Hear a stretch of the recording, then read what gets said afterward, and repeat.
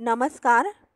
मराठी कथा संमेलन या यूट्यूब चॅनलमध्ये आपलं स्वागत आहे. बाई बायको कॅलेंडर या पुस्तकातील कथा 9 वारी 7 वारी 5 वारी टक्केवारी. लेखक वपू काळे.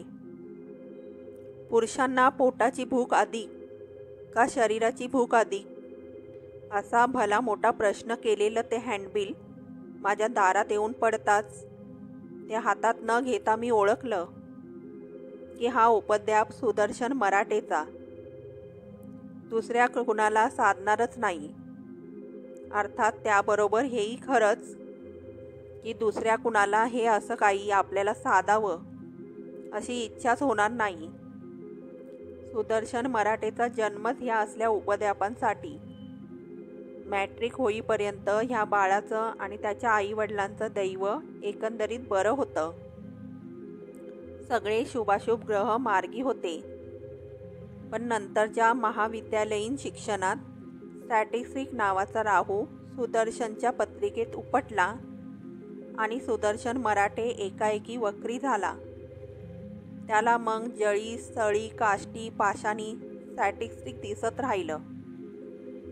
त्या एका विषयाखेरीज त्याच्या डोक्यात व तोंडात दुसरा विषय नव्हता.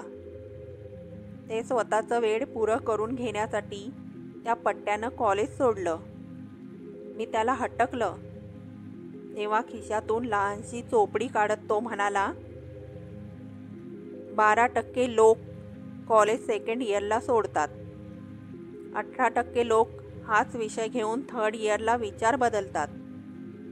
उरलेल्या लोकात 20% लोक स्टॅटिस्टिक घेऊन BA होतात.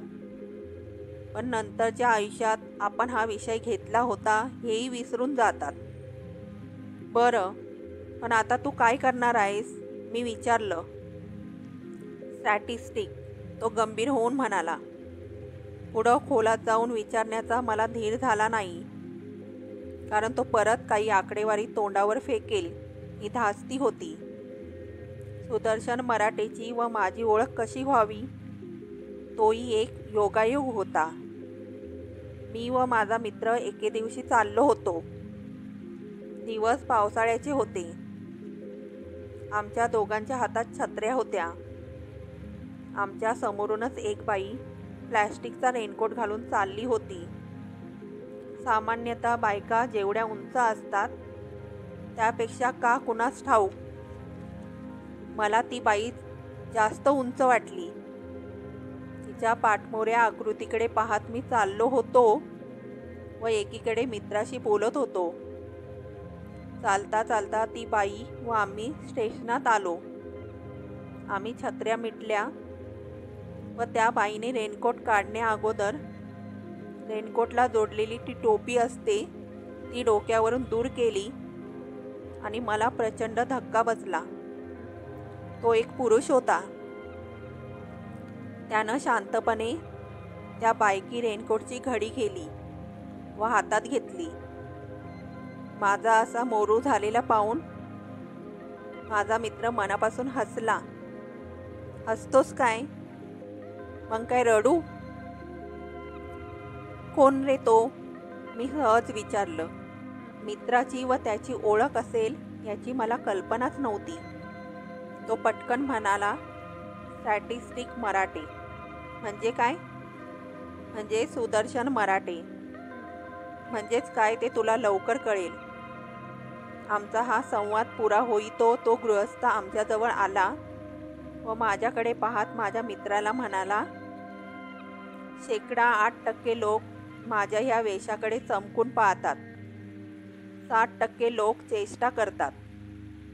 12% लोक गॅदरिंगमध्ये फिशपॉन्ड देतात. 32% लोक पाठीमागून पाहिल्यावर मी बाई असेन ह्या कल्पनेने धक्का मारून पुढे जातात. 32% केवळ 3% लोक मला धक्का मारल्यावर चेहऱ्याकडे बघण्याचं धाडस दाखवतात आणि स्वतःचा मोरू करून घेतात. बाकीचे गर्दीत मिसळून दिसेनासे होतात. माझ्या मित्राने माझ्याकडे पाहून, समजलं तुला, असा अविभाव केला. तेवढ्यात मराठेनं विचारलं, हे कोण? माझ्या मित्रानं आमची ओळख करून दिली. खिशातून एक लहानशी डायरी काढत सुदर्शन मराठे म्हणाला, 21% लोकांचा परिचय प्लॅटफॉर्मवर होतो. 11% लोकांच्या ओळखी एखाद्या लग्न मुंज कार्यात होतात. त्यातल्या 10 विसरल्या जातात. 39% लोकांच्या ओळखी तेवढ्यात गाडी आली आणि सुदर्शन मराठे ती पकडण्यासाठी हातावरचा लेडीज रेनकोट सावरीत पळत सुटला. ही त्याची व माझी पहिली ओळख. त्यानंतरची गाठ एका हॉटेलातली. मी त्याच्याकडे पाहत होतो, तो पण माझ्याकडे पाहत होता. माझ्या समोरच्या खुर्चीवर बसता बसता तो म्हणाला, 18% लोक एकदा झालेली ओळख पक्की लक्षात ठेवतात, बाकीचे विसरतात. मी लगेच शेक हँडसाठी हात पुढे करीत म्हणालो, करेक्ट. तुम्ही स्टॅटिस्टिक मराठे, करेक्ट? येस.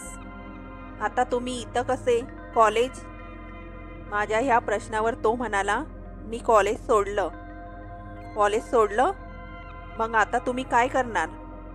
तुम्ही? अहो, तुमच्यापेक्षा मी बराच लहान आहे. मला सरळ तू असं एकेरी म्हणा. हो, पण काय करणार आहात? तसं नाही, काय करणार आहेस? बरं तसं म्हणू. काय करणार आहेस? त्यावर सुदर्शन मराठे म्हणाला होता, आता स्टॅटिस्टिक करणार. त्या उत्तरावर मला खोलात चौकशी करण्याचा धीर झाला नाही. त्यानंतर खरोखरच तो असलेच उपद्व्याप करीत राहिला. 4-5 महिने नोकरी करायची आणि जमलेल्या पैशांवर कसला तरी प्रचंड प्रयोग करून कुठल्या तरी दैनिकाच्या अंकात चौकटीत आकडेवारी प्रसिद्ध करायची. हुतात्कीनं झपाटलेला एखादा माणूस बरा होईल, पण स्टॅटिस्टिकने झपाटलेला सुदर्शन तसाच राहणार हे स्पष्ट दिसत होतं. एकदा मात्र तो असाच प्लॅटफॉर्मवर ऑफिसची वेळ असताना भेटला. त्याच्यात गळ्यात एक शबनम पिशवी होती. अंगात झब्बा लेंगा होता. मुळात उंची जास्त असल्यामुळे शरीर यष्टी किरकोळच असल्यानं त्या वेशात तो कसा तरीच वाटला. मी समोर जातात त्यानं एका रंगीत कागद माझ्या हातात ठेवला. मी तो कागद वाचू लागलो. त्यात पुढील मुख्य प्रश्न होते. आपण किती वारी पातळ नेसता? 9 वारी, 7 वारी, 5 वारी, 6 वारी? कोणती पातळे वापरता? खादी, मिल्कची, कॅलिविन, अरविंद, वायल्स, नागपुरी, इचलकरंजी, चौकडीची, डफळा, किरणकाठ, करवतकाठ, इंदुरी, वॉश अँड वेअर, नायलॉन, रॅलॉन, इरकली? 5-6 वारी पातळात पेटीकोट कोणता वापरता? पातळाच्या रंगाचा की सफेद? सफेद परकर घरी धुता की लॉन्ड्रीत? अशा तऱ्हेचे 9 प्रश्न होते. पुढे होऊन सुदर्शनने अनेक मुलींना पत्रिके द्यायला लावली. गाडी निघून गेल्यावर तो माझ्यासमोर येऊन उभा राहिला. मी म्हणालो, काय रे बाबा, मुली वाचतात का हे सगळे? 20% मुली न वाचता हँडबिल लगेच टाकून देतात.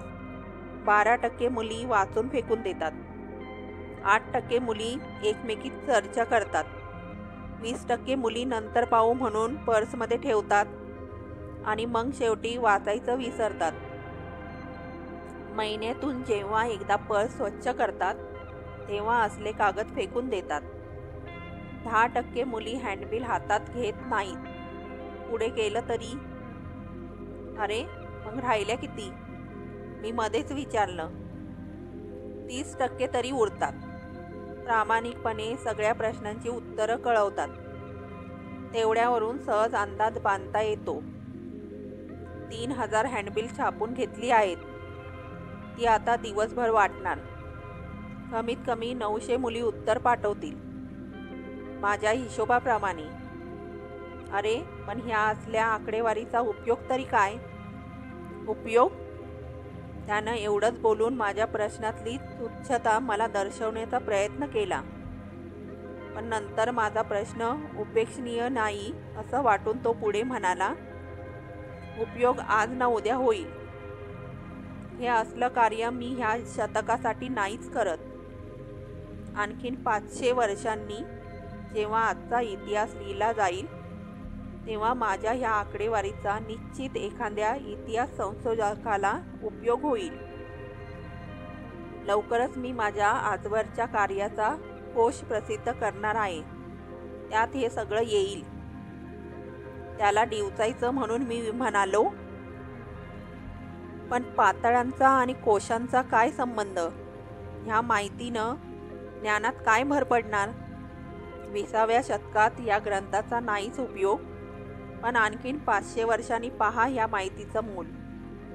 चालू शतकातल्या लोकांची संस्कृती ह्या कोशामुळे समजेल. पाताळावरून संस्कृतीचा शोध. अलबत्त तुम्ही काय नेसता ह्यावर तुमची संस्कृती मोजली जाते. सध्याचा काळ असाच विपरीत आला आहे. आज फुटपाथवर परकर ब्रेसियर्स विकायला येतात. बायका स्वतःच्या मापाची ब्रेसियर रस्त्यावरच्या फालतू माणसाकडून विकत घेतात. 20व्या शतकातल्या माणसांची बायकांची ही संस्कृती होती हे कळेल आणखी 500 वर्षांनी. पातळांवरून ब्रेसियरचा प्रश्न कुठे आला? मी त्याला मध्येच अडवलं, पण तो डरला नाही. तो म्हणाला, पातळापासून सुरुवात केली आहे. हळूहळू मी ब्रेसियरला हात घालणारच आहे. तेवढ्यात आणखीन एक लोकल आली. सुदर्शन हँडबिल वाटण्यासाठी धावला आणि मी काढता पाय घेतला. त्यानंतर तो असाच अधूनमधून भेटत राहिला. असलेच प्रयोग करीत राहिला. जेव्हा जेव्हा तो भेटायचा तेव्हा तेव्हा हातात कसलं ना कसलं तरी पत्रक असायचंच. 8-15 दिवसांनी स्थानिक कार्यक्रमात त्याचं नाव हमखास झळकायचं. ते व्याख्यानाच्या निमित्तानं. आजवर मी त्याचं एकही व्याख्यान ऐकलं नव्हतं, पण कुठंतरी व्याख्यानाची बातमी किंवा उल्लेख आला की तो ते कात्रण मला पाठवायला विसरत नसे. मात्र आजचं हे हँडबिल मोठं और होतं. माणसाला पोटाची भूक जास्त की शरीराची? ह्या असल्या प्रश्नांची उत्तरं हँडबिल वाटून गोळा होणार नव्हती. मग सुदर्शन ह्या प्रश्नानं स्टॅटिस्टिक कसं काय सिद्ध करणार ह्याची मला हुरहुर लागली. पण एका रविवारी तो मला भेटला. त्याच्या मागे एक पाटीवाला होता व त्याच्या डोक्यावरच्या पाटीत सुमारे 2 डझन उंदराचे सापळे होते. काय बाबा, हा काय प्रकार आता? मी विचारलं. तुमच्या घरात हँडबिल नाही पडलं? त्यानं विचारलं. प्रश्न विचारता विचारता त्यानं ते हँडबिल मला दाखवलं खिशातून काढून. मिळालं हे? मी म्हणालो. मग त्याचाच हा प्रयोग आहे, सुदर्शनने खुलासा केला. माझा प्रश्नार्थक चेहरा पाहून तो पुढे म्हणाला, माणसाला कोणती भूक अधिक याचं उत्तर कोणी प्रामाणिकपणे देईल का? नाही देणार. कारण प्रश्न भयंकर आहे. मी म्हणालो. हो, पण तेवढाच निकडीचा आहे. कसा काय? ह्या प्रश्नावरच देशाचं भवितव्य आहे. ह्या प्रश्नाचा निकाल लागला की पुढाऱ्यांपुढे असलेला प्रश्न सुटेल. जनतेला अगोदर काय हवं ते त्यांना लगेच कळेल. पण कसं काय?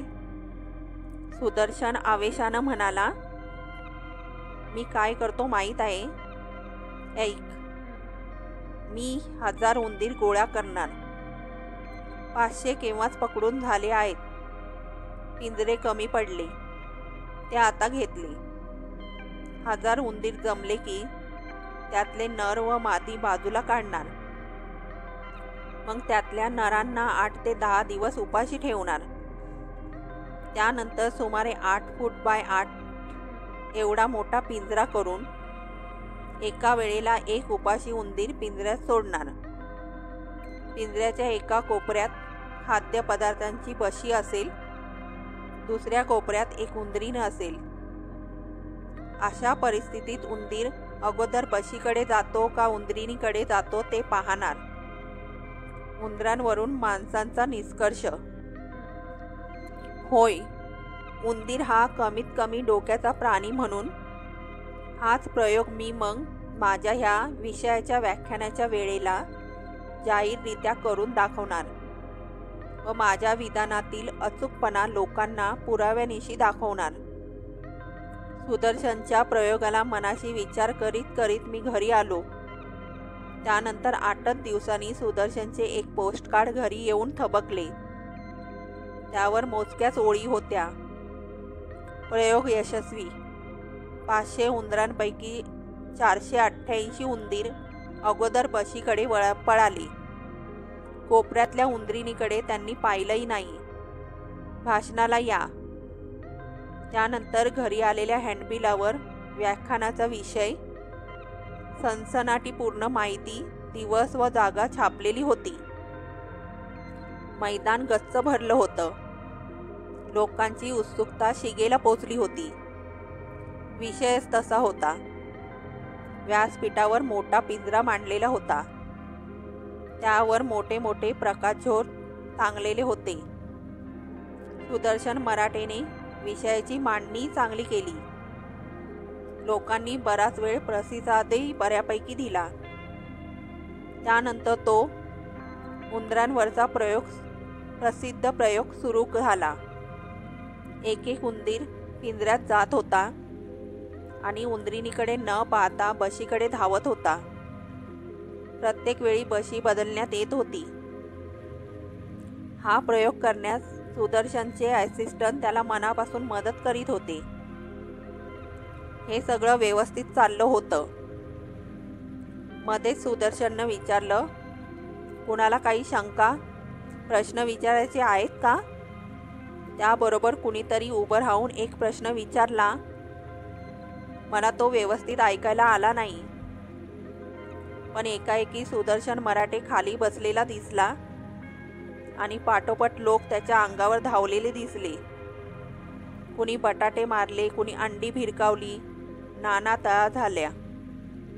त्या दंगलीत आपल्याला काही व्हायला नको म्हणून मी पळत सुटलो.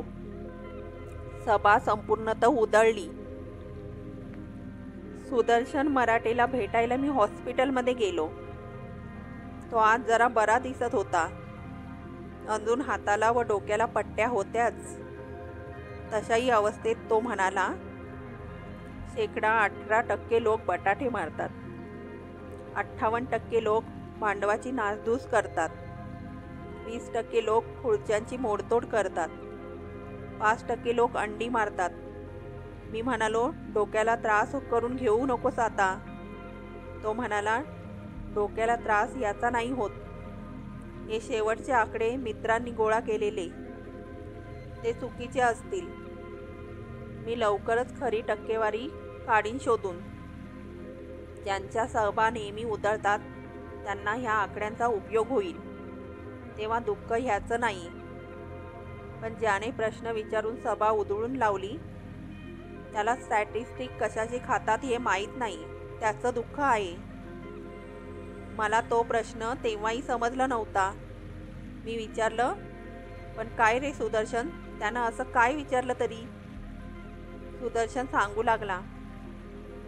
त्याने विचारलं, उंदराच्या समोरची खाण्याची बशी बदलून दाखवलीत तशी ती कोपऱ्यातली उंदरीण तरी केव्हा बदलणार? तिच्यावर सगळं अवलंबून आहे.